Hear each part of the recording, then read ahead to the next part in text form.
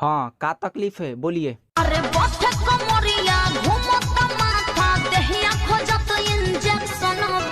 यहाँ से तू निकल जा जल्दी से। ई क्लिनिक हो क्लिनिक, कोनो ऑर्केस्ट्रा ना हो कि गीत गा के सुनाओ तारू। जबरतिया सामान छुएला रे पढ़े न जेबे का रे? ना, घाम हो गइल बा। घाम हो गइल बा। एगो राजेंद्र बाबू कैसे रहलन कि नदी हेल के पढ़े जात रहलन? नदी ना जे कह के बरांडा हेल के जात रहले, सब पोखरा में नहाए के बहाना रहे।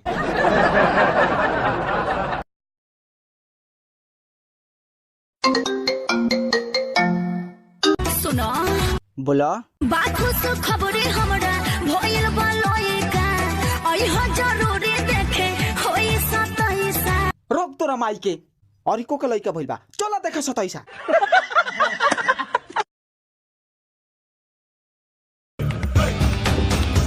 हम जाना था नहीं तू हमरा के गाय खाती बोलले बा। अच्छा तोरा पता चल गई? हाँ हाँ। तो तूर दो ना। तूर द का तूर द? आम।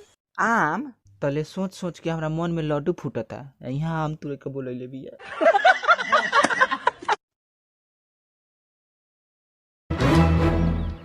आई बापे नहीं आवती है। हम तो कुछ कइलहू नहीं की। ऐसे मुंह लटका के का साबित करके चाहता रहो कि तू सुधर गईला? ना, हम सुधरल नहीं की। जब नैन के बान काम ना कैलस तो एक्शन में स्टाइल मार के हमरा के पटावे चल रहा। हम पटावत कहाँ बानी, तू तो अपने से पटा तारू।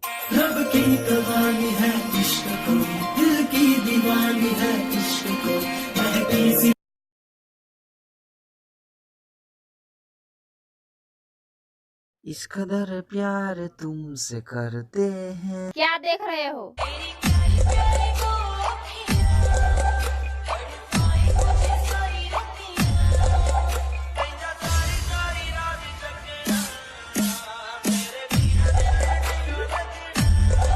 अभी हमारा भैया का नहीं किस जानत, जी मास्टर हुवन। जी मास्टर हुवन? तब तो बरियार होई रे। लाइकी मेरे हाथ में। हेलो, हमरा के माफ कर दे कमलेश। अरे का भइल बा?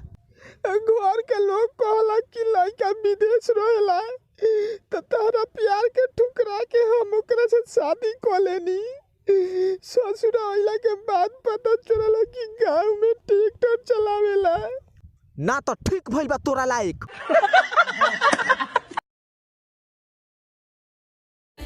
का जाने काथी भइल लइकी आज। हेलो, कौन हो तुम?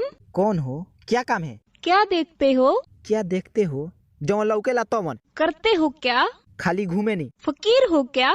शुक्र कर की घर में बानी, ना तो ताह गरियती कि ते अपने से ब्लॉक कर देतीस।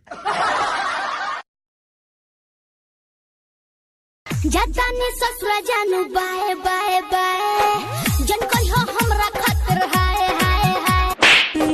चलता रे त जोशीला बाप हम नहीं खे तोरा जैसन वाला हमारा।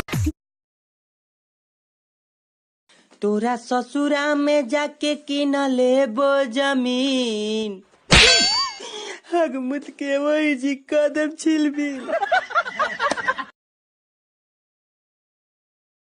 सुनी, हम अपना माई के यहाँ जातनी। का है? इतर पितर के गहना ना आ करिया भतार पे रहना ना। अच्छा तो हम करिया बानी ई आज बुझाइल हो।